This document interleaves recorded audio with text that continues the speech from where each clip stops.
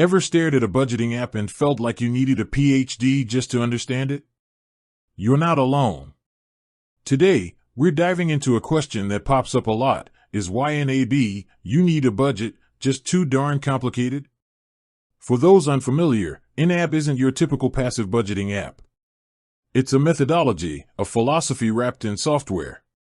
It asks you to give every dollar a job, to be intentional with your money, and to roll with the punches when life inevitably throws a curveball. Sounds great in theory, right? But the learning curve, that's where many people hesitate. One of the first hurdles is the concept of age of money. It's a unique metric YNAB uses to show how many days ago, on average, your money was earned. While insightful for understanding your financial buffer, it can feel abstract and confusing for newcomers. Then there's the 4-rule framework: give every dollar a job, embrace your true expenses, roll with the punches, and age your money. Each rule is powerful on its own, but understanding how they interrelate and implement them in your daily life takes time and conscious effort. The initial setup can also feel daunting. Linking all your accounts, categorizing past transactions, and forecasting future expenses requires a significant time investment up front. Unlike apps that automatically categorize transactions, YNAB emphasizes manual categorization, forcing you to actively engage with where your money is going. While this fosters greater awareness, it can feel tedious in the beginning. Furthermore, YNAB's approach to credit cards often trips people up. Instead of simply tracking balances, YNAB encourages you to budget for the payment, treating your credit card like a debit card. This is crucial for avoiding debt, but the mechanics of assigning funds to the credit card payment category can be counterintuitive at first. So, is it too complicated?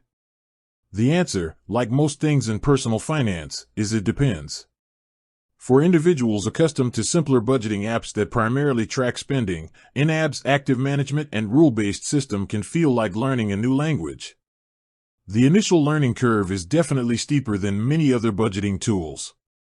You need to be willing to invest time in understanding the methodology and the software.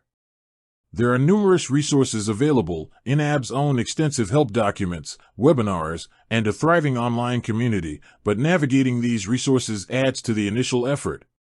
However, the complexity often translates to power and control. Once you grasp the core principles, YNAB provides a level of insight and intentionality that many simpler apps lack. It's not just about tracking where your money went, it's about deciding where you want it to go.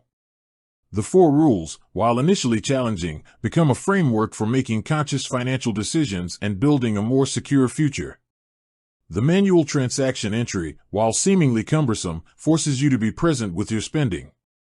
Budgeting for true expenses, those irregular but inevitable costs like car maintenance or holidays, prevents those financial surprises that can derail your progress. And learning to roll with the punches allows for flexibility and reduces the guilt often associated with overspending in traditional budgets. Ultimately, YNAB isn't inherently too complicated, but it demands a willingness to learn and actively participate in your financial life. If you're looking for a set-it-and-forget-it solution, YNAB might not be the right fit. But if you're seeking a powerful tool to gain deep control over your money, break the paycheck-to-paycheck cycle, and achieve your financial goals, the initial complexity might just be a worthwhile investment. With that said, thanks for watching, and until next time.